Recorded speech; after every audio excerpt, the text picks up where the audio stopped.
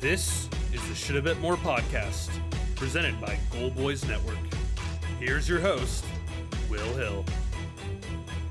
Welcome to the Shoulda Bet More podcast, presented by Goal Boys. Coming up on the show, Scott Seidenberg of VSiN will join us, and we will discuss the World Series, the NFL, and what a day in the NFL it was. I'll get to the Yankees here in a minute, as they are 0-2 coming home here for a Game 3 on Monday, trying to get back in the series. So we'll talk about that with Scott. I'll talk about that in a minute.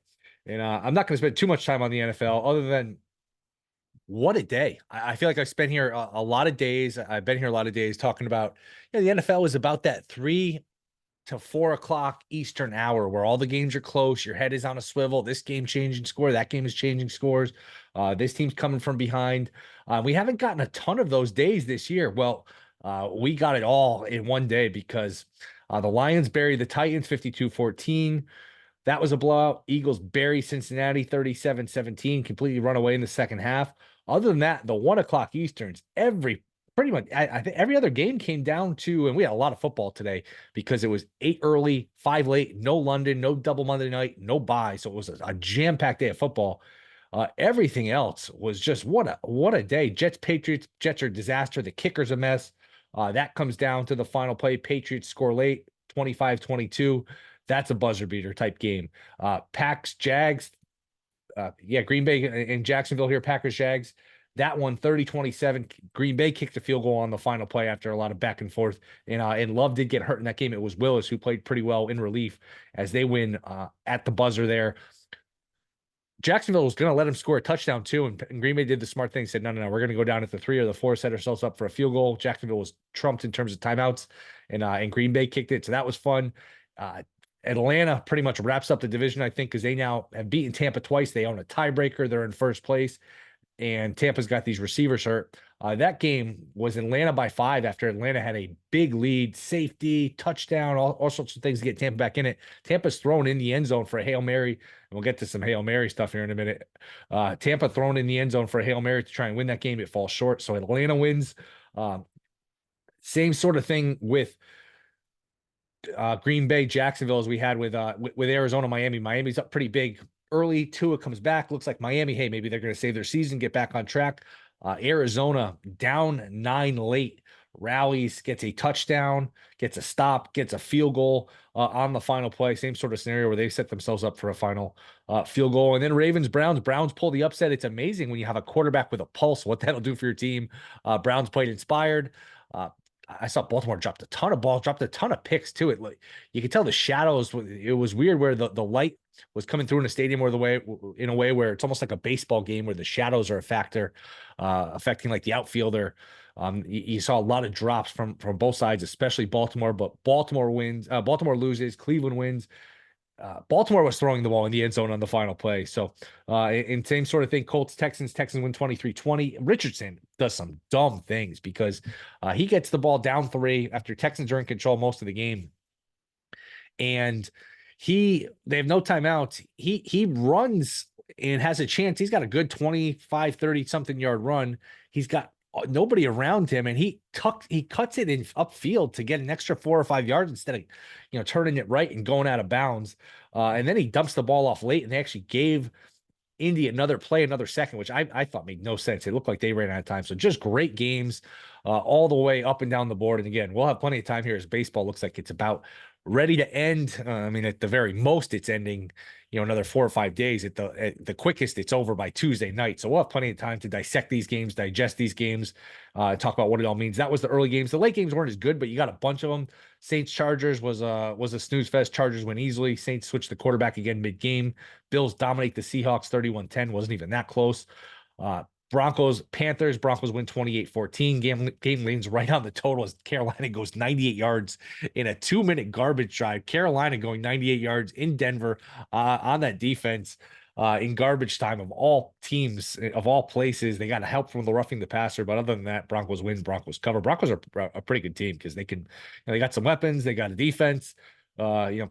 everyone loves to beat up on Peyton, myself included. Got to tip your cap. He's done a good job. They've done a good job, and they're in the mix here to be at least one of these playoff teams. They haven't been to since the last playoff game they played was they beat the Super Bowl and they beat the Panthers in the Super Bowl, and that was the 2015 season. So February of 2016. So basically, almost been a decade since they've they made the playoffs here. And then Bears Commanders was fantastic. Commanders led the whole way. It was about to be a terrible loss, 12-0. Bears crawl back down 5, fumble on the 2. They give the ball to the backup center. Commanders recover it. And it looks like, all right, it's going to be a Commanders win. Bears get a 3-and-out. Bears have the ball, matriculate it down the field. They score late with 20-something seconds left, get the 2. They're up 3. Commanders down to just the final play. They do it. Well, Romo did a good job. He said, hey, I wouldn't throw the Hail Mary yet because there was like maybe 7-8 seconds left. I would throw like a 10, 12-yard out, then throw the Hail Mary. It's exactly what they did. And even then, Daniels is running around. It looked like the Bears were getting held left and right, but hey, it's Hail Mary, kind of anything goes on that play. And they're not usually going to call that, although I thought they could have and probably should have there. And then the Hail Mary, once Daniels finally gets some momentum, he throws it as far as he can, and it doesn't even reach the end zone, but it gets tipped, it gets batted back, and it's the easiest Hail Mary touchdown you're ever going to see as the Commanders get an 18-15 win. So great game, great day, and the Chiefs did beat the Raiders 27-20. We're in control pretty much throughout of that game. Raiders were scrappy here and there, but that was pretty much, Chiefs all the way. So oof, what a day of games. Like I said, 13 games. Usually you get a London game, which takes away from the Sunday slate. You get a couple Monday night games. You get some buys. We had none of that. And it was just a lot of football. 8 early games, 5 late games, just incredible games early, pretty good games late, and just a great, great day of football. Giants played the Steelers Monday night. Steelers are a 6-point favorite, and we'll talk all the football with Scott coming up. But we will also talk World Series. And before I talk to Scott, I'll just say I thought the way the game ended Friday, and that was a horrible loss, man. If you're a Yankee fan, that's one of the worst losses. And if this series plays out like that, I think it's going to play out and the Dodgers do win. That's one of those losses you'll remember forever, because that loss might have cost you a World Series. I didn't think the Yankees were as good as the Dodgers coming in, but to be up late twice, you're up in extra innings, and you're up in the 8th inning, and just so carelessly, you're up a run, Ohtani hits a double, you don't manage the relay throw properly. It gets away from Torres for whatever reason, just Torres being lackadaisical, and he's hit well this postseason, but just Torres being lackadaisical, that leads to the tying run. You're lucky enough to get the go-ahead run again. You're an out away. I thought it was crazy to bring in Cortez. Hasn't pitched in 5 weeks. Now, granted, people would say, hey, if he got the final out, nobody would say anything. I get that. But my goodness, that's a tough spot to throw him into. Hill, the other lefty, had been tremendous throughout. And that's just one where, hey, you're not as good as the other team. You can't afford to just give one back. And then you compound it with Rodon's not good Saturday night. And you had a chance, man. You had a chance to steal it Saturday night. Bases loaded, down 4-2. If Judge had done anything in the 9th inning, you probably tie that game.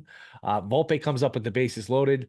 He has an awful at bat, and then they pinch hit Trevino of all people. Trevino can't hit at all, which is an indictment on everybody that Trevino is a pinch hitter. It's an indictment on ownership for not having, just a better roster, the GM. And there's a saying that your strengths get you into the playoffs and your weaknesses get you eliminated. In this case, the World Series. Their strengths have gotten them into the World Series. Stanton and Soto, and Judge did his part to get them to the World Series with everything he did in the regular season. Did hit 2 home runs in the ALCS.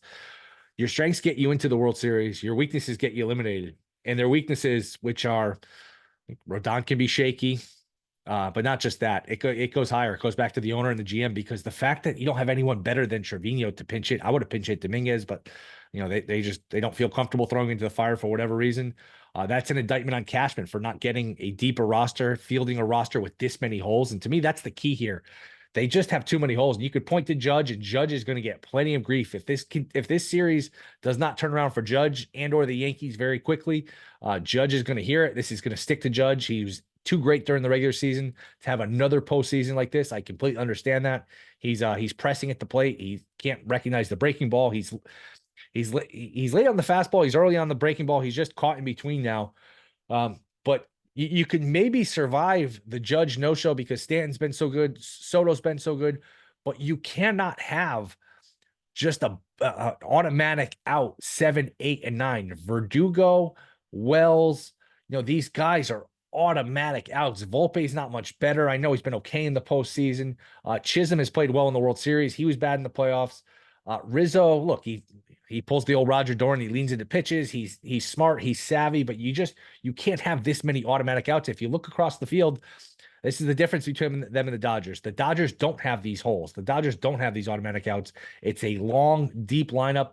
You guys like Muncy and Will Smith hitting in the bottom of the order on top of the star power of Ohtani and Freeman and Betts. So the Dodgers are just, in a lot of ways, the old Yankees in terms of not only the depth of the lineup, but the spending. And I've talked about this a lot with the spending. And a little ironic, isn't it? Where Jack Flaherty was almost traded to the Yankees, couldn't quite get it done. He ends up on the Dodgers pitching game 1, and the Dodgers win that game. Yamamoto, one of the first podcasts I did, Yamamoto was in the mix. Yankees, Dodgers, Mets. Yankees couldn't quite close the deal. Well, the Dodgers did, and people would say, hey, they overpaid. Well, you know what? 6+ innings, one run, 1 hit.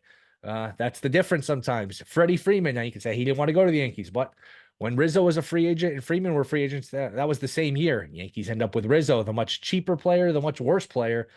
Dodgers get Freeman. So it's organizational top to bottom. It's the ownership. It's the GM.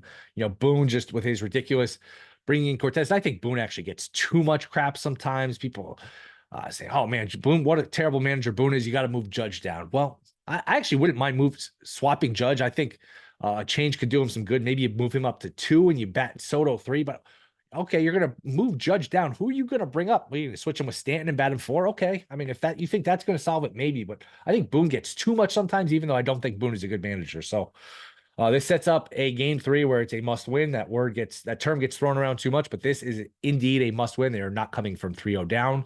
They have to win 4 out of 5 as it is. It is Clark Schmidt, a -155 favorite against Walker Buehler. And I will just say right off the bat, I think this is too high of a line at 155 if you're going to bet it. I know people say, hey, they're home, they're desperate, they're due to win one. I don't know. Looks like Ohtani's going to play. If anything, I would bet the Dodgers here. I have no faith in the Yankees. Life on the line. I think they probably get 2 out of 3 and then lose in 5 and then lose in 6.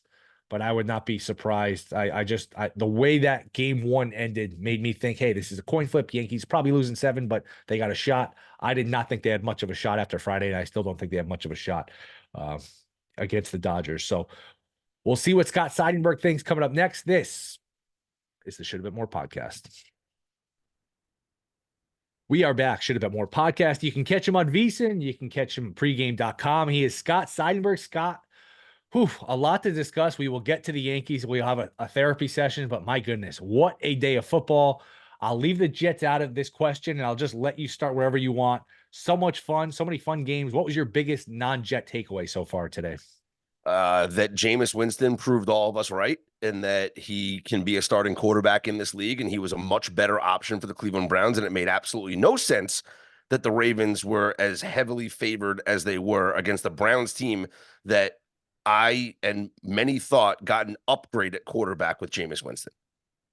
Totally with you. It's and I said in my open, it's amazing what a quarterback with a pulse can do, and that's all. It's not like Winston's a top 5 or 10 quarterback. He's just, he's an average-ish NFL quarterback. He can make some plays, and that's all they needed. It makes everyone look so bad for sticking to. I know their bet is made with Watson, but my goodness, I don't know what they do going forward. But yeah, they actually look like a competitive team, and it looks like they just kind of wasted the year, sticking to Watson as long as they did. Yeah. Also, like my assessment of the Bengals, because part of my handicap on this was that I didn't think the Bengals and Ravens were far off from each other. And the Bengals were 5.5-point favorites at Cleveland last week. And that was Deshaun Watson at quarterback. And then the Ravens were 8.5 to 9-point favorites over the Browns in Cleveland with an upgrade at quarterback. So I felt it doesn't make sense. The Ravens are not 4 points better than the Bengals. But then after watching the Bengals play here on Sunday, maybe the Ravens are 4 points better than Cincinnati. Yeah, and that was a good one by Philly. And I've been talking about this with Philly for a couple of weeks, even really since the start of the season. But you could get on Sirianni. The defense has its issues. I don't know that they're like a legitimate, hey, they're going to win the whole thing.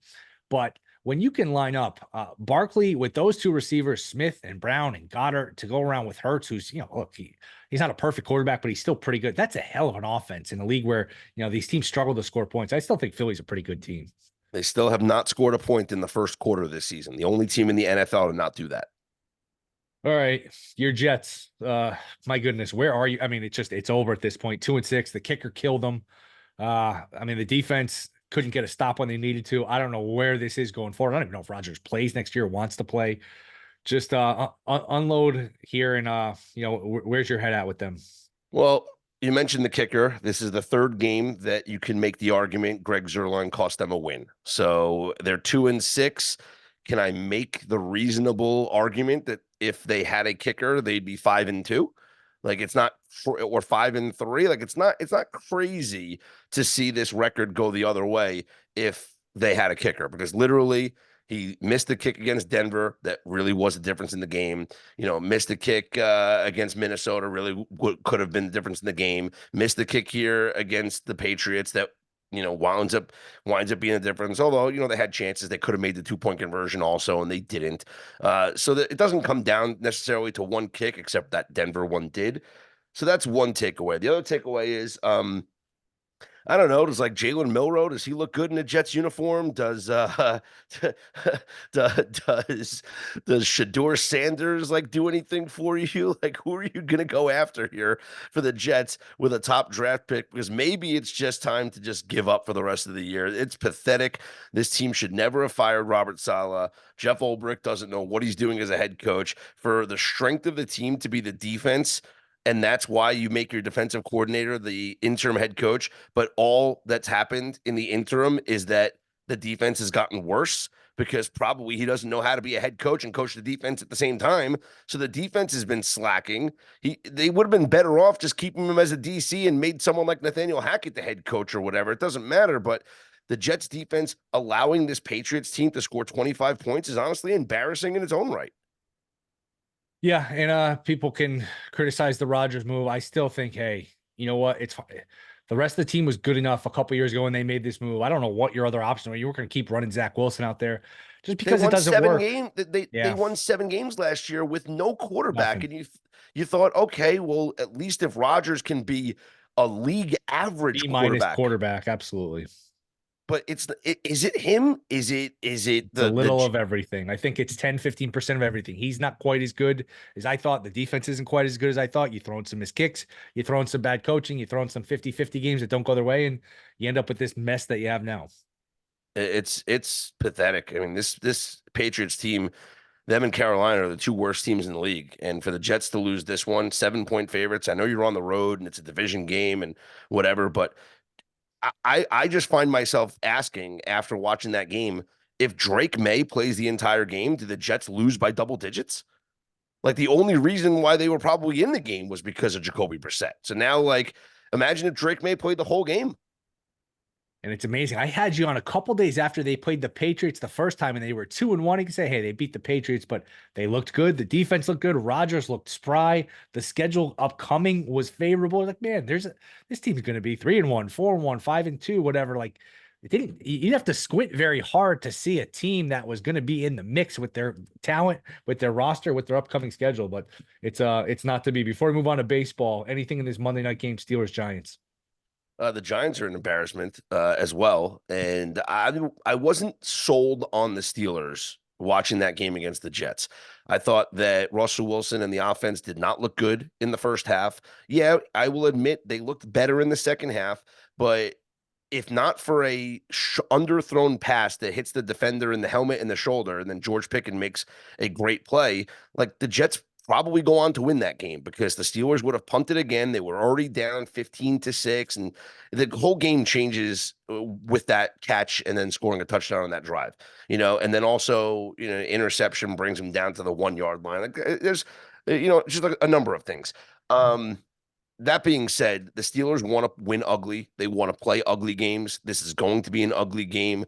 I don't know about laying the 6, but I'm comfortable saying Pittsburgh wins in a low-scoring, ugly game, because that's what they do. They play defense. Daniel Jones is not a competent quarterback this year, and the Giants don't really have anything to match up with the Steelers defensively. This is going to be a matchup of 2 teams that are going to get after the quarterback, and 2 defenses that are going to, not allow a ton of points. All right, let's get to it. Yankees, Dodgers. Dodgers with a 2-0 lead. We head back to Yankee Stadium for game 3, where the Yankees are -150 or so favorite for the third game. Does this series head back to LA eventually for a game 6, meaning the Yankees win 2 at home?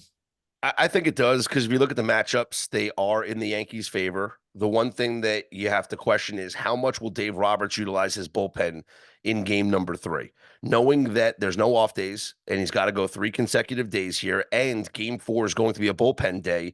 Does he utilize the high leverage relievers in game number 3, or does he say, you know what, we can punt on game 3 because we have to use our relievers in game 4. We have a 2-0 lead. As long as we get out of Yankee Stadium with winning 1 game, we're in complete control of this series. And so it's like a pick your poison, because if you utilize your arms in game 3, then you're screwed for game number 4. And then game 5, it's Garrett Cole against Jack Flaherty. So you love the Yankees' chances there. I do think the Yankees take at least 2 out of 3. And if you're looking at just a positive sign for the Yankees, history's on their side. I know when they say 77 of 92 playoff series that is go 2-0, the team that's up 2-0 wins. But of the 15 comebacks that have happened when a team is down 0-2, 10 of them have been in the World Series, actually. The most recent in the World Series was the Yankees in 96. But think of and the Yankees actually did it the opposite way. The Yankees lost the first 2 games at home. Wow, is that the most recent one for a team down up 2-0 in a World Series? It's the most recent World Series. The most recent 2-0 comeback was last year in the NLCS. The Diamondbacks came back against the Phillies. But the most recent World Series comeback was the Yankees. But what's crazy is the Yankees did it the opposite way. They lost the first 2 games at home. When I say history's on their side, is 12 of the 15 comebacks have happened the way that it's set up for the Yankees, where you lose the first 2 games at home, then you have the 3 home games where you can take all 3 home games. And that's the benefit. Sometimes I question the format, the 2-3-2 format, because I do think the 2-3-2 format doesn't necessarily benefit the home team advantage, because there might not be a game 5 in the series, a game 6 in the series. There might not be a game 7 in the series. We know that in the first 4 games, it's even at 2-2. If you asked me what game would I rather have home, game 7 or game 5, people might call me crazy. I say game 5, because you're more likely going to play a game 5 than you're going to play a game 7. So the Yankees have the benefit of 3, 4, 5 at home. If they win all 3, they'll be favored in all 3. The series is going back to LA, and they'll be up 3-2. Man, I'm trying not to get excited, but I will say as a counter, like I remember 96 very well. I think you do too. And they got buried by Atlanta the first 2 games. That was a great Atlanta team, but that Yankee team had all-stars, Hall of Famers coming off the bench, Cecil Fielder, Strawberry, Boggs.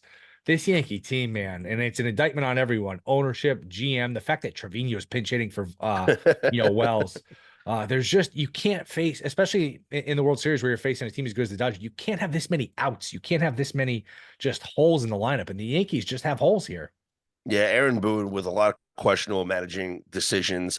Obviously, the Nestor Cortez coming into the game when he hasn't pitched in a month, in a spot where if you wanted a lefty specialist, guess what? Yep. You have one in your bullpen in Tim Hill, and the Yankees probably win that game if that's what they decide to do there. Maybe they don't walk Mookie Betts. They let Tim Hill pitch to Ohtani, get him out. They let Tim Hill pitch to Mookie Betts, get him out, and the game is over. And then I probably would have pinched hit for Volpe in that spot. I know after you pinch run Cabrera for Rizzo at first base, you don't have any infielders left. But I wouldn't have pinch run for Rizzo at first base. I would have maybe held my pinch runner until it mattered. Like, because at that point, the runner on first doesn't mean much to you right now. Like, do you expect Volpe to hit like a gapper double that you're expecting Cabrera to score from first? Like, it's not going to happen. Like, you can pinch run for him when he gets to second base or, something like that. Like, I just would have pinched hit somebody for Volpe there because of how much he had been struggling. And it really was a non-competitive at bat. And then you're right. I mean, Trevino is the guy that you put up there. He swings at the first pitch. It goes to the warning track.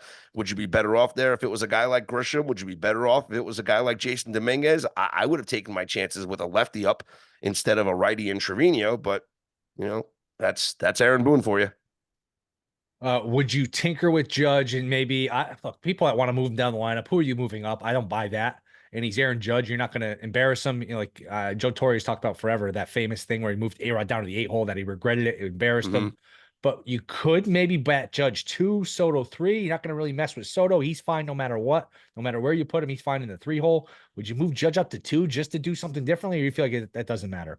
So it's a move that I would make. It's a move that you would make. And I think it makes sense. Of course he's not going to do it. I think it makes sense because it forces Judge to see better pitchers, better pitches, because he's not going to be chasing those, down and away sinkers or sliders because they don't want to walk him for Juan Soto. So he's going to get better pitches. But then again, you have a guy like Stanton behind him anyway that's supposed to be protecting him. So in theory, the pitches should be the same. Boone won't do it because if Judge has batted third all season, he's batting third in the playoffs. You're not going to change it now. This is something that these players are such creatures of habit. You're going to keep them on schedule. You're going to keep them with their routine. These guys have like the same exact routine before every at bat. Judge, when he comes into when he comes in from center field, he knows he's batting third. He can get his batting gloves, his helmet, get a sip of water, do whatever he has to do, go through his routine and see as many pitches as he can before he gets up. I think messing with that to put him at second, if anything, the guy's in his head already. You're going to get in his head even more if you do that. What do you think is going on with him? Because I don't think it's anything more than, hey, it's baseball. It's a small sample size. He makes hitting look easy, but hitting's very hard. And if this were a best of 37, I'd have no doubt in my mind he would eventually go nuclear at some point. And maybe maybe Monday's the day where it turns around. I just think, hey, he's chasing the breaking ball. He's behind on the fastball. He's just in a funk. I don't think there's any rhyme or reason for it.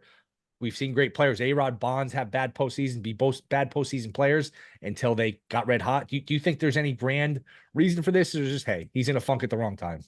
I think it's just if you take any 2-week stretch of his career, you're going to find moments where he strikes out 80% of the time. Look at like April. That's just the facts. Like baseball is a funny sport because you play 162 games, but yet it comes down to the just 7 that matter the most, right? Or it comes down to 2 weeks that matter the most when you play for 6 months. So it's we know how great he is during the regular season. It's not deniable. He is one of the greatest hitters of this generation.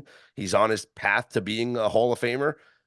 But until he comes through in the postseason, he's always going to carry that stigma. You mentioned A-Rod. Until 2009, A-Rod was a choker in the playoffs. And then in the ALCS, bats over 400, hits 3 home runs, and is the reason why the Yankees go to the World Series. Still didn't win ALCS MVP that year. That was he broke the RBI postseason record, division round, ALCS, World Series, the whole thing. He had the most RBI. I think that's been broken since, but he had the most RBIs of anyone in any postseason ever. So and then CeCe won the MVP that series because I found this funny because I was looking this up when I was doing my baseball pod with Josh Towers. And we were thinking about the World Series MVP odds. And we're like looking at pitchers. And it's like, oh, can you even include a pitcher? And then I said, well, I'm looking at that 2009 series. A-Rod's out of his mind. Matsui won it, I think, that year. Well, Matsui won the World Series MVP. Yes. But Sabathia won the ALCS MVP. And if you look at his numbers, he threw 16 innings that series in 2 starts.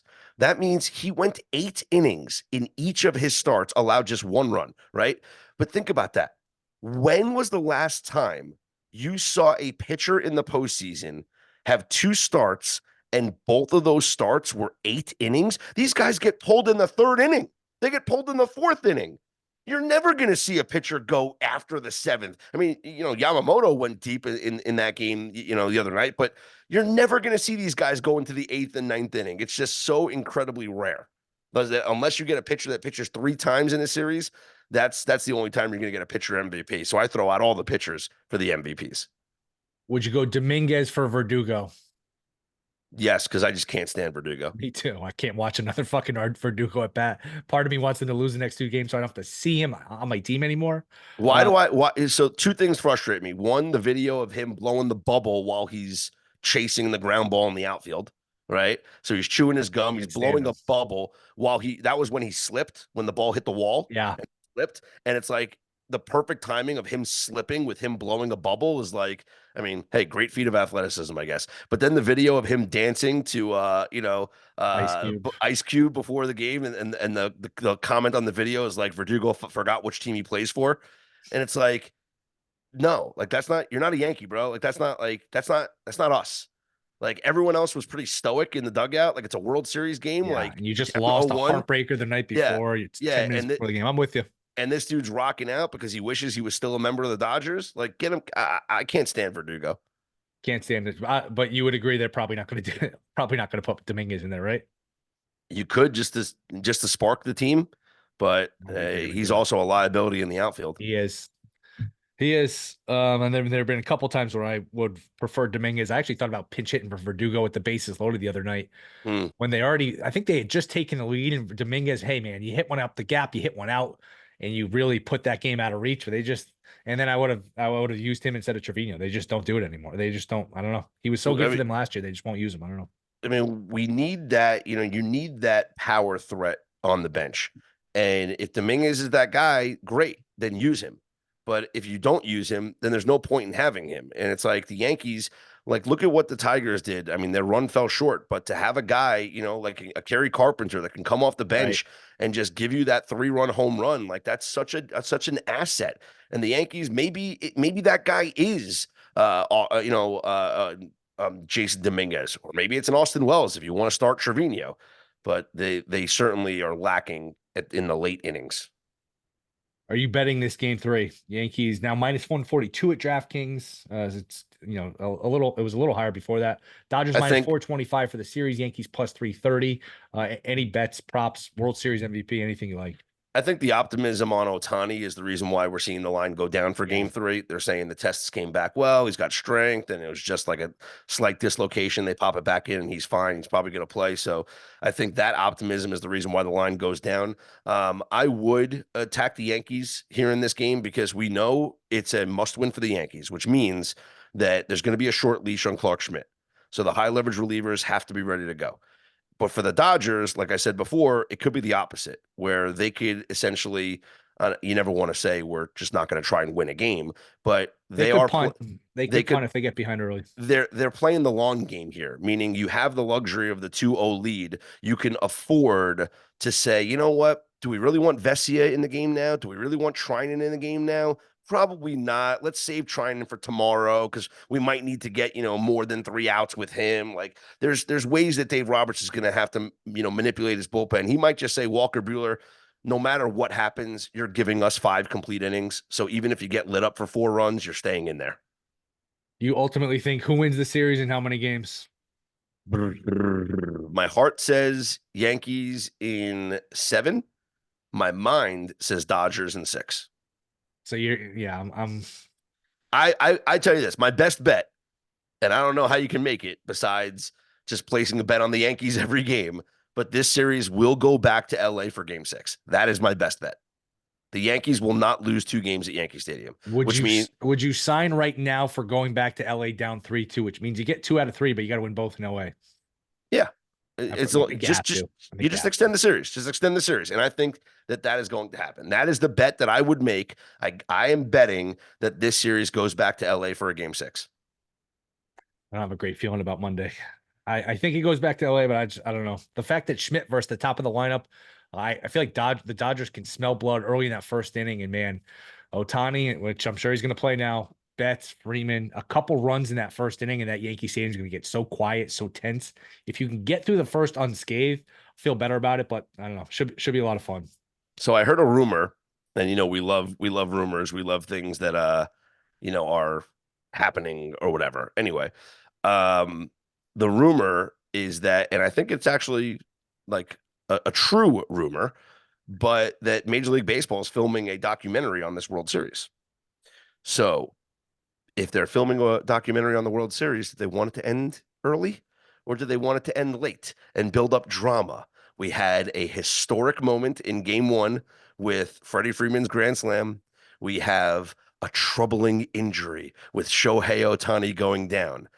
I think we're going to see some dramatic moments from the Yankees over these next 3 games that just makes for an incredible documentary product. And not just talking about like the result, not getting the result we want. But man, if this ended in 4 or 5, especially 4, that would be a big just sort of fizzle out for baseball. You're expecting this great 7-game series, back and forth, great game 1. If it's over 3 or 4 days later, man, that would be a tough one to swallow. And MLB Productions just shifts focus, and it's like, all right, guys, instead of a documentary on the World Series, let's just make a documentary about Freddie Freeman. Exactly. Scott, you're the best, man. I wish you luck tomorrow. I hope your predictions come true here. Let everyone know where they can find you. Yeah, always on Twitter at Scott's on Air. The Dream Preview straight out of Vegas AM Monday through Friday, and VSiN every Saturday night, 10 p.m. Eastern time, going through the night as we get you ready for all the NFL Sunday action. Appreciate the time. We'll do it again soon. Anytime. All right. Appreciate you guys listening. Rate, review, subscribe. Appreciate the reviews. I've seen a handful of them come in, so keep them coming. We will be back Wednesday. We'll see if the baseball season will be over. We'll be tied 2-2. We'll find out in a couple of days. Enjoy the games. Rate, review, subscribe. See you then.